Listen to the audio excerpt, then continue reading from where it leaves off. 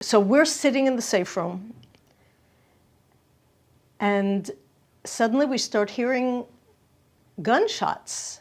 So we often hear the explosions of mortars and rockets, and we know what that is, but gunshots.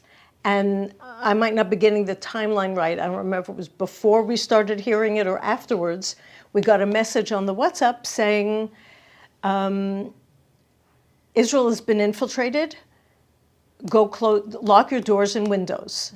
So it was then that I realized that the heavy rocket barrage was to camouflage the main event that was going on along the border, which at the time, tens of places were penetrated by thousands of terrorists.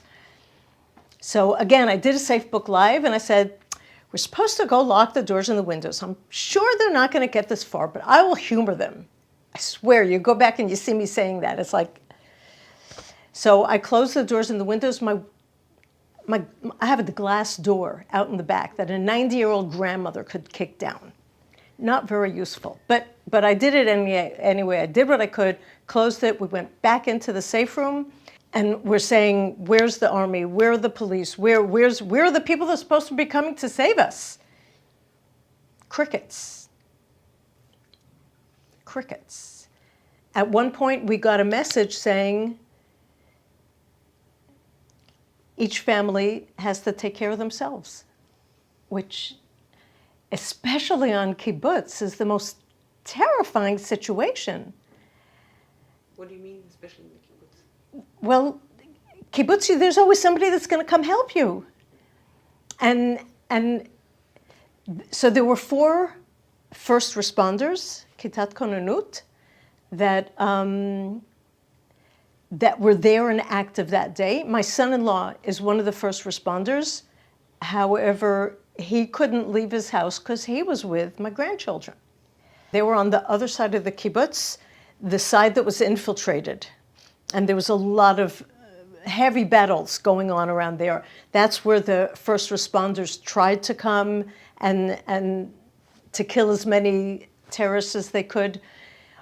My son-in-law heard them entering his house. He heard a lot of voices and breaking things and a lot of noise. And as he heard them coming closer to the safe room, he told my grandchildren, 2, 6, and 8 years old, hide under the blanket. You're going to hear a loud noise. Don't come after me. Don't get out. I'll be here. And he opened the door and shot the terrorist right in front of his door. He tried to kill another 2 that were in his house, but they ran away, and he saw through the door that there were numerous heavily armed terrorists outside, and that he didn't stand the chance. So he closed the door of the safe room, got down on one knee, aimed at the door, and was that way for hours, waiting for somebody to come through. And he said, whoever comes through is getting a bullet. After that happened, they kept shooting at the house, and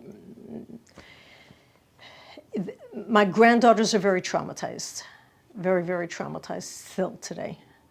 So at one point, my son, who understands a little bit Arabic,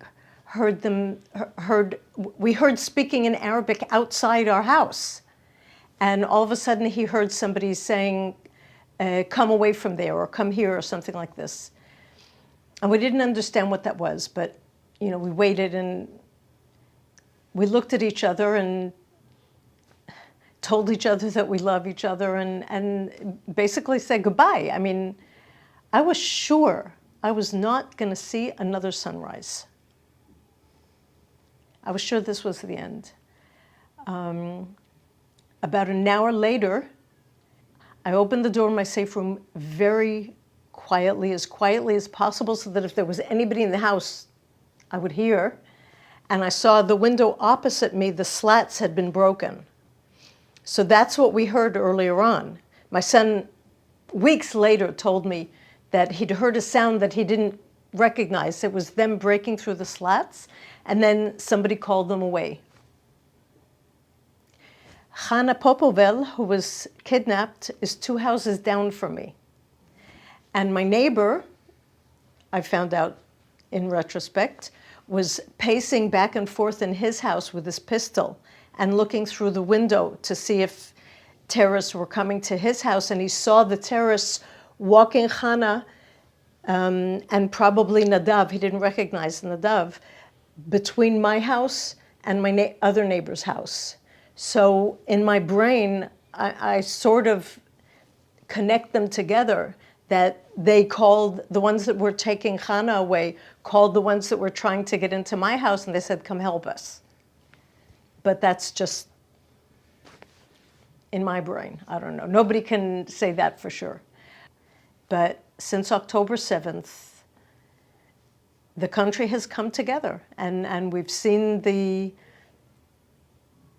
Eretz Yisrael Yafa. We've seen the beautiful Israel. We've seen the Israel that I made Aliyah to.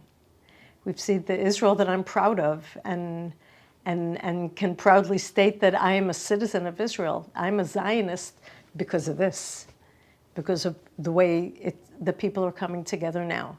And I hope we have really long memories